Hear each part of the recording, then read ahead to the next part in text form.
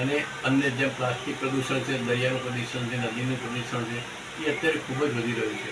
અને ભારતીય સંસ્કૃતિ હંમેશા પર્યાવરણનું જતન કરનારી સંસ્કૃતિ છે. એની વિરુદ્ધમાં અત્યારે આપણે પર્યાવરણનો નાશ કરી રહ્યા છીએ.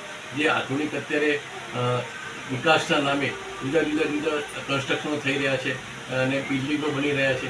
એનાથી અને ખૂબ જ પર્યાવરણનું નુકસાન થાય છે. સાથે સાથે નદીઓમાં પણ આપણે એટલું પ્રદૂષણ કરીએ છીએ, દરિયામાં પણ એટલું પ્રદૂષણ કરીએ છીએ, જે જગ્યાએ યાત્રા જઈએ છીએ એ જગ્યાએ પણ એટલું પ્રદૂષણ કરીએ છીએ. અને ઉપરથી પર્યાવરણને આપણે મદદ કરવાની જગ્યાએ પર્યાવરણનું નુકસાન કરી રહ્યા છીએ. આપણું ફરજ છે કે આપણે પર્યાવરણનું રક્ષણ કરીએ અને એનું જતન કરીએ, તો આપણી આવનારી પેઢી એક સારું પર્યાવરણ મેળવી શકશે, તો સારો ખોરાક, હવા, પાણી મેળવી શકશે. અત્યારે જો આ રીતે ચાલુ રહેશે તો અત્યારે આપણે જોઈએ છીએ કે ગ્લોબલ વોર્મિંગ એક ડિગ્રી વધ્યું છે, છતાં પણ આપણે ગરમી સહન નથી કરી શકતા. જો આનું આ જ ચાલુ રહેશે તો ભવિષ્યમાં 2 થી 3 ડિગ્રી વધશે, ત્યારે 49-50 ડિગ્રી વખતે કોઈ સહન નહીં કરી શકે.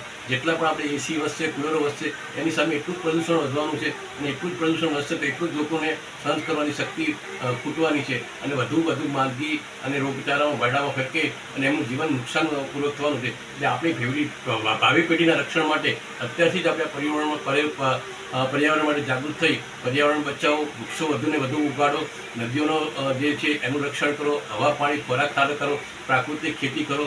અને તમે જે ઓર્ગેનિક ખાતર નાખી અને જમીનો પણ ફળદ્રુપ રાખો.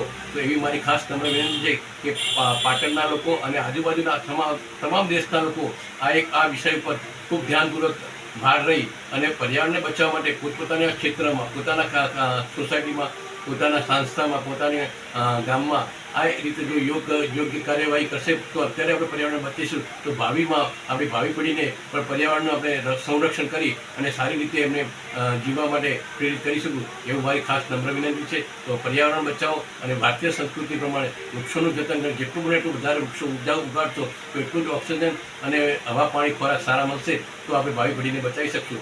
એ મારી સૌને નમ્ર વિનંતી છે કે વધુને વધુ વૃક્ષો વાવો અને વધુને વધુ તમે પર્યાવરણની રક્ષા કરો. આપનું હોદ્દો અને નામ છે?